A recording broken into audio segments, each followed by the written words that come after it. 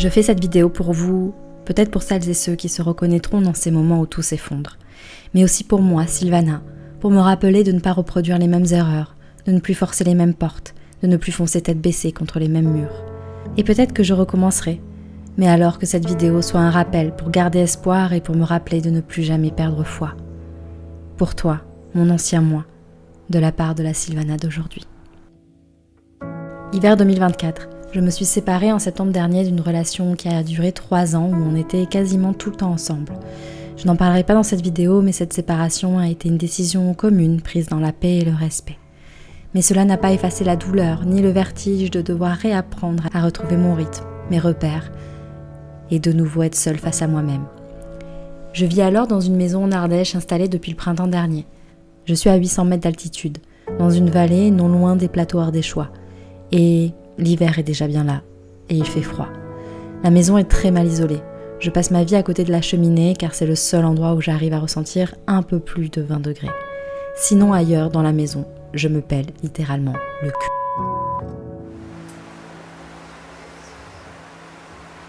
La vie seule, célibataire, en plein milieu des montagnes ardéchoises à 29 ans, c'est un peu rude. Mais ces dernières années, depuis que je suis revenue du Québec, c'est le seul endroit où enfin je me sentais chez moi, où j'avais posé mes valises, ancré mes racines, pour construire mon entreprise et ma vie personnelle depuis 2020. Je viens en vacances dans la maison de famille depuis toute petite, dans cette ère où la nature sauvage domine avec grandeur, où les cycles de la nature inspirent le cœur et où la beauté du vivant nourrit l'âme. Alors je commence à faire le point. Là, clairement, je ne m'y sens plus bien. J'ai envie de vie humaine et culturelle, d'aller au cinéma, avoir accès à une vie dynamique plus souvent, sortir boire des coups avec des amis, faire des cours de heels. Je ne veux plus être juste là, ici, seule devant ma cheminée à rêver ma vie devant des écrans. De là commencent de grands questionnements. Puis petit à petit, une forme de dépression s'installe. Je ne sais plus où aller. Je me sens perdue. Je sais ce que je ne veux plus, mais je ne sais plus ce que je veux. Enfin, oui, du chaud, du doux, du soleil. Ça, c'est sûr. Je me dis alors que retourner dans le sud de la France, que j'ai quitté il y a 8 ans, pourrait être une première direction.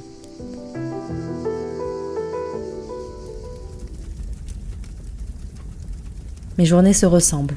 Je sens l'élan s'éteindre, l'espoir s'éloigner et ce feu intérieur qui m'animait disparaître peu à peu. Même professionnellement, je me sens perdue. En dehors des magnifiques retraites avec les femmes que j'accompagne, en France et à l'étranger, des immersions photos où je rencontre des personnes extraordinaires ou de mes séances hebdomadaires dans mon programme en ligne, la majeure partie du temps, je suis seule derrière mon écran, à tisser des liens à distance, à avancer, telle une louve solitaire. Et là, je commence à me pointer du doigt. Tu veux qu'on protège le vivant, mais tu passes plus de temps devant l'écran que dehors. Comment veux-tu toute seule construire tous ces projets ?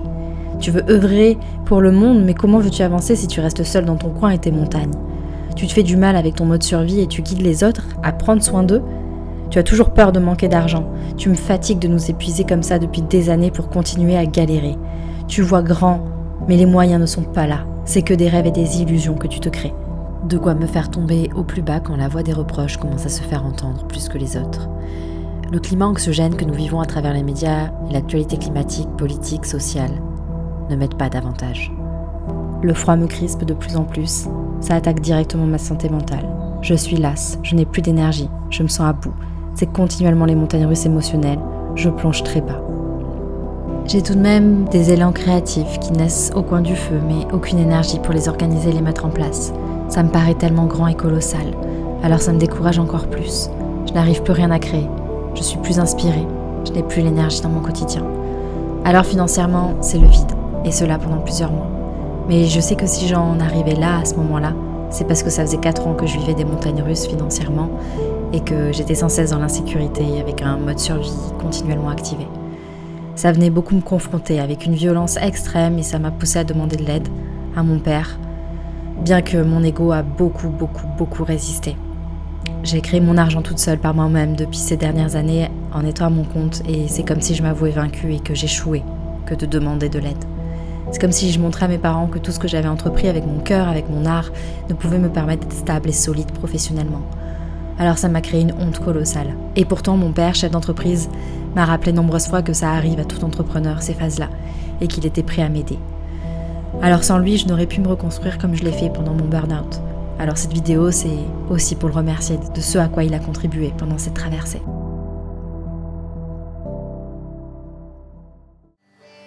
Puis ça y est, je prends la décision.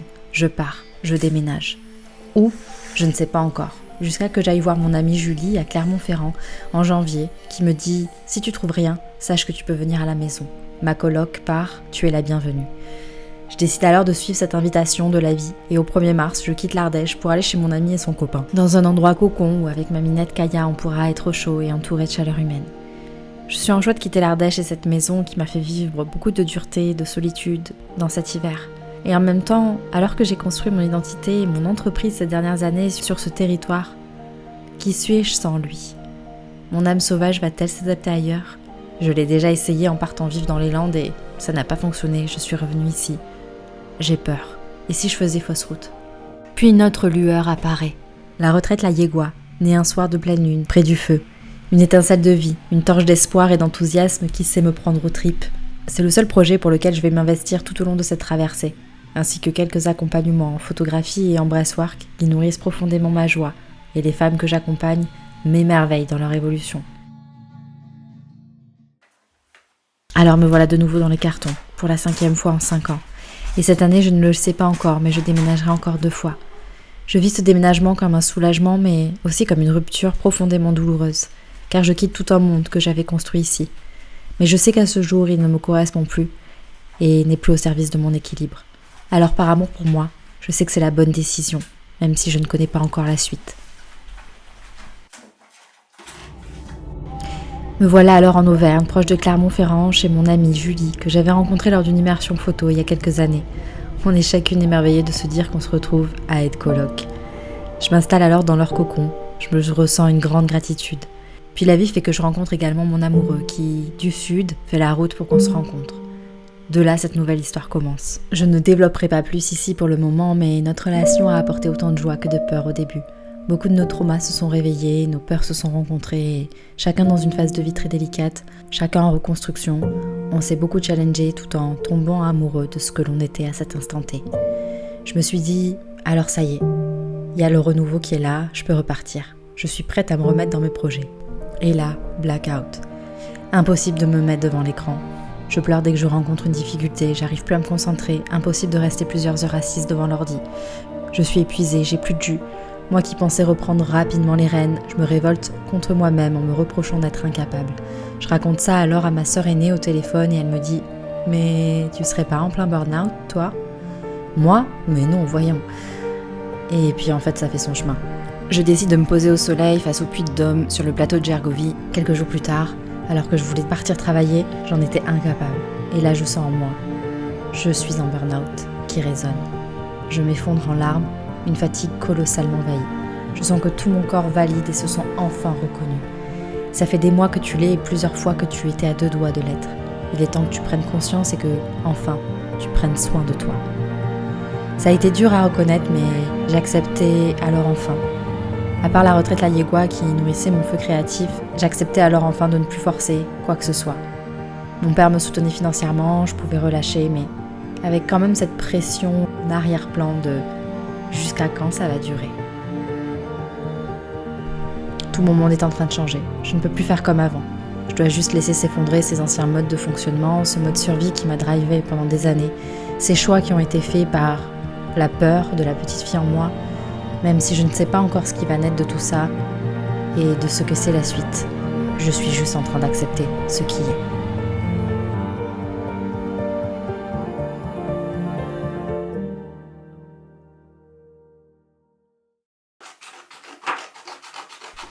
Le plus dur dans tout ça, c'est la vision floue. Je ne sais plus du tout quelle est ma vision.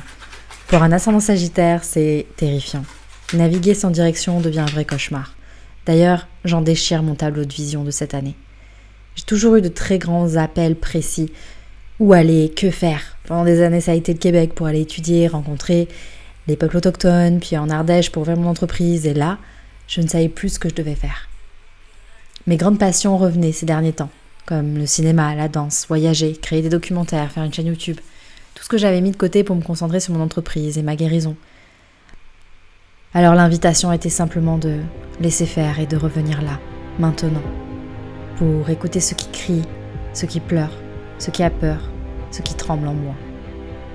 Aujourd'hui, j'ai le plus bel outil pour ça, le breathwork somatique, qui m'a profondément aidée depuis que je suis formée à cette modalité depuis 2020, pour me permettre de tourner le regard en moi et observer, libérer, apaiser. J'observe tous ces mécanismes, ce masculin toxique sur lequel je me suis construit ces dernières années et qui a rendu mon féminin si insécure et dans le manque. Ce besoin de grande liberté et de sauvage qui, au final, m'a enfermée. Car oui, trop de liberté, trop de sauvage chaotique, c'est un féminin déséquilibré. Car il y a besoin d'un équilibre entre un cadre, un socle solide, un ancrage stable, le masculin, pour sécuriser le féminin qui peut alors être dans son inspiration, sa créativité, son ouverture, sa beauté. Car il est pleinement en sécurité sur une base solide qui la soutient. C'est la polarité du féminin et du masculin en chacun. Alors je sais que tout ça est une invitation à enfin trouver un équilibre plus sain en moi pour mon couple intérieur. L'astrologie me dit aussi que je vis le grand passage du retour de Saturne et qu'il passe en Poisson chez moi. Ce moment où toutes les structures construites jusqu'alors s'effondrent si elles ne sont pas pleinement alignées avec notre essence profonde. Soit elles s'effondrent, soit elles se consolident. De mon côté, ça s'effondre. Saturne, le grand gardien du temps et du cadre, vient alors démolir ce qui ne va pas permettre de construire avec pérennité et maturité. Plus de place pour les illusions. Quant à la numérologie, elle me dit que je suis en année 1 et que je crée un nouveau terreau pour ce qui va fleurir dans les années qui viennent. J'ai beau avoir conscience de tout ça, cela n'empêche que je traverse tout de même avec violence et intensité chacun de ces moments où, clairement, j'ai perdu foi. Je commence alors à me dire que je veux réhabiter dans le sud. Je vous épargne de nombreux détails, mais beaucoup d'échecs se multiplient dans cette période, dont une phase très douloureuse qui me replonge en dépression. Je suis de plus très souvent en déplacement, car je descends souvent dans le sud, retrouver mon compagnon, ma famille, ce qui continue de me fatiguer également, car je vais accumuler des milliers et des milliers de kilomètres pendant plusieurs mois, où je vais quasiment tous les 15 jours me déplacer entre les régions, ce qui va continuer à augmenter mon épuisement. Mais là, je n'ai plus le choix. Je dois me reposer car ma première grosse retraite d'une semaine m'attend. La Yegua incarne l'héroïne de ta propre légende, en plein cœur de l'Espagne, au Bardenas Reales. Ce moment va marquer un avant-après. Cette retraite m'a relevée et permis de réaliser à quel point je me sens à ma place dans ces moments-là. Je le raconterai dans une autre vidéo, mais cette retraite, ces femmes, ce lieu, ces défis vécus pour arriver à vivre ça, ça a dépassé toutes mes espérances. Ça dépasse les mots. Et ça a été une de mes grandes lumières dans toute cette obscurité. La retraite me redonne alors un nouvel élan. Il est temps que j'incarne l'héroïne de ma propre légende. Pour cela, je dois retourner dans le sud. Je veux retrouver mon nouveau chez moi. Le cap de mes 30 ans arrive. Il est temps que les choses changent. À ce moment-là, l'énergie revient enfin. Je me sens portée par le solstice d'été, la vitalité est de retour. De fil en aiguille, je cherche désespérément une colocation pour descendre rapidement dans le sud. Je sens que je dois passer l'été là, près de la mer, au soleil. Je trouve rapidement une colocation sur les hauteurs de Marseille, préservée par la végétation. C'est une grande maison avec piscine ou ma chambre à la vue sur mer. Je ne voulais plus faire de coloc après de nombreuses expériences douloureuses vécues auparavant. Mais là, j'ai l'impression que j'ai pas vraiment le choix. Avec mon dossier, la difficulté de trouver un logement dans la région de Marseille, mon budget assez restreint. Bref, je me dis que c'est un compromis de quelques mois. Je me sens quand même assez à l'aise. Alors j'y vais. On refait les affaires. On doit partir de l'Auvergne. Et là, mon corps me lâche. J'ai à peine l'énergie de faire un carton. Je suis épuisée rien qu'à l'idée de retraverser plusieurs régions. Je dois faire mes affaires, partir encore d'ici, dire au revoir, me sentir encore arrachée, divisée. Déménager résonne aujourd'hui comme un trauma. C'est le 28e, le 29e de ma vie. Je suis épuisée. Mais malgré tout, je sais que la direction est par là. Mais ça crie en moi. Il est temps que je me pose. Émotionnellement, c'est encore les montagnes russes. Je suis très instable. Plein de peur et d'insécurité reviennent de nouveau face à ce changement. La paranoïa se mêle à tout ça. De nouveau, je m'effondre. Cette fois, je prends la décision de me faire accompagner. Stop, j'en ai marre de faire tout toute seule. J'ai beau avoir les outils et avoir développé une autonomie, j'ai besoin qu'on me tienne la main. Je commence alors un protocole psy avec une amie à ma sœur et je fais plusieurs séances avec une thérapeute holistique qui m'aide à voir les dynamiques qui se jouent dans ma vie et qui sont en lien avec du transgénérationnel. À travers tout ça, je libère aussi ma lignée, étant descendante d'immigrés ayant vécu nombreux déracinements, que ce soit du côté paternel ou maternel. Je sais que ce n'est pas pour rien. Je me sens alors soutenue et ça me fait beaucoup de bien pour avancer. Je commence aussi à me dire que j'ai besoin du diagnostic de neuroatypie. Je sais que j'en ai une et j'ai besoin que ça soit reconnu, plutôt que de continuer à lutter pour me faire comprendre. Sous le soleil marseillais, je passe alors un été doux et reposant.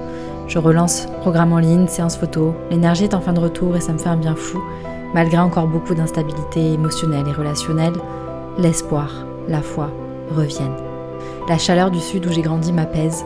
Mon corps me confirme que j'ai fait le bon choix, même si je me déplace encore beaucoup, ce qui continue de me créer beaucoup de fatigue. Petit à petit, je conscientise que la vie en colocation n'est absolument pas pour moi, surtout dans l'instabilité que je vis sur tous les plans de ma vie. Il y a beaucoup trop de mouvements, de passages et je ne me sens pas en capacité d'être en interaction sociale au quotidien dans mon cadre de vie intime. De plus, l'énergie de Marseille ne me convient pas. Je ne m'y suis jamais sentie bien. J'ai besoin d'un autre environnement, plus doux. Mes insécurités remontent. De nouveau, le terrain est instable. Je ne me sens plus chez moi. Je dois partir et trouver ce nouveau lieu où je peux me déposer dans ma bulle. Mon intuition me murmure enfin une direction. Va du côté de Saint-Cyr-sur-Mer. Va voir là-bas. Là, c'est doux. Tout le mois de septembre, quasiment, je me retrouve alors à explorer les alentours de Saint-Cyr-sur-Mer en observant que mon corps se détend profondément à chaque fois que je suis dans le coin. Ce qui est fou, c'est que c'est dans le Var, là où j'ai grandi jusqu'à mes 18 ans. La vie m'invite-t-elle à revenir à ses racines pour ce nouveau chapitre ? Je tombe amoureuse de l'environnement que je découvre. La beauté de la mer, la végétation, la vie sauvage qui côtoie les villes balnéaires, la dolce vita du sud que j'ai toujours rejetée, me séduit. Je cherche alors de nouveau sans relâche un logement.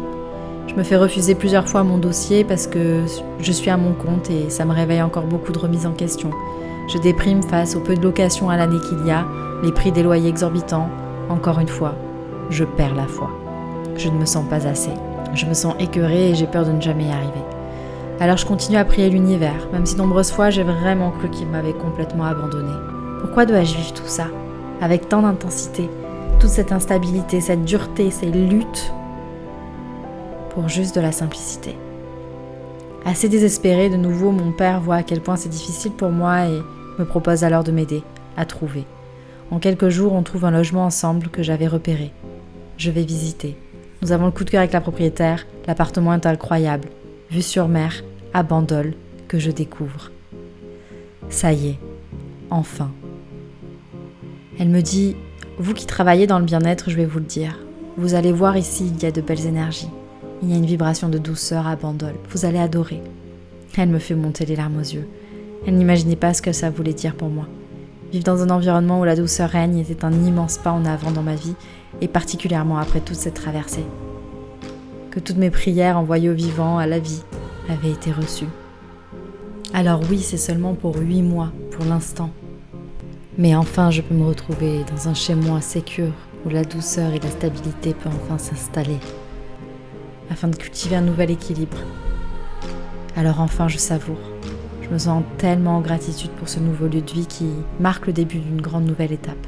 Même si je n'ai aucune certitude pour demain, ici et maintenant, je peux m'ancrer et me déposer. Je peux partir à l'autre bout du monde, mais je sais que j'aurai cet ancrage. J'ai une nombreuse prise de conscience avec mes thérapeutes de la source de tous ces schémas. Comment depuis ma naissance j'ai développé certains schémas de survie dus à mon histoire et mon éducation, les événements de mon enfance, etc. Je constate comment tous mes choix m'ont mené à nourrir l'instabilité, ce qui m'a mené au burn-out, à la fuite, au figement et à toutes les réponses de survie qui se sont activées. J'ai fait ce que j'ai pu et c'est ainsi. Je suis touchée en tout cas d'avoir traversé ce que j'ai vécu. Car que ce soit en tant que femme, entrepreneuse, guide, artiste, j'ai appris à encore plus m'aimer dans toute ma vulnérabilité et ma fragilité. Alors comme pour chacune et chacun d'entre nous, il existe des racines à nos maux, à nos traumas. Il est essentiel d'aller les reconnaître, de se faire accompagner quand c'est trop difficile d'avancer seul. Non pas pour les arracher avec force, mais pour leur offrir assez d'amour, pour qu'elles se détachent d'elles-mêmes, laissant ainsi la place aux nouvelles racines, prête à naître. Et puis enfin, laisser place à davantage de paix, d'amour, de respect de soi, afin d'incarner une version de nous plus tendre, plus libre, plus en sécurité pour accueillir ce qui est profondément bon pour nous. Alors je tiens à remercier l'aide de mes parents dans cette traversée chaotique. Sans leur aide, je n'en serais pas arrivée là. Je les remercie de tout mon être de me montrer l'exemple de parents qui font tout pour aider leurs enfants avec tout leur amour. Je souhaite aussi un jour pouvoir être ce socle pour mes propres enfants, Je remercie la présence de mon amie Julie qui m'a accueillie dans cette nuit noire, la présence de mon compagnon avec qui nous avons grandement évolué à travers ces grands challenges. Merci à mes clientes de cœur qui ont également été mes lumières dans l'obscurité. Quel honneur que d'accompagner des femmes aussi grandes que vous. Et merci à tous les êtres autour de moi pendant toute cette phase qui ont accueilli ma fragilité, ma vulnérabilité, mes silences quand je n'avais pas la capacité de répondre aux messages, aux appels. Merci au non-jugement de toutes celles et ceux qui étaient là de près et de loin. Alors cette année, le chaos a tout bouleversé. Il a fait s'effondrer ce qui ne tenait plus dans toutes les sphères de ma vie pour me ramener à l'essentiel, à ma sécurité. J'ai toujours su pertinemment que nous créons notre réalité, alors dans cette traversée, dans l'écoute la plus profonde, j'ai retrouvé un nouvel ancrage, ma foi et le chemin vers un nouveau chez moi. Alors toi qui peut-être est en pleine traversée de l'ombre, ou qui en sort juste à peine, sache que je t'envoie tout mon soutien, tout mon amour. Et n'oublie pas de suivre ton intuition. La voix de ton cœur saura toujours te guider au bon endroit. Et rappelle-toi que chaque tempête, aussi chaotique soit-elle, révèle ce qui reste quand tout s'effondre et prépare le terrain pour ton nouveau monde.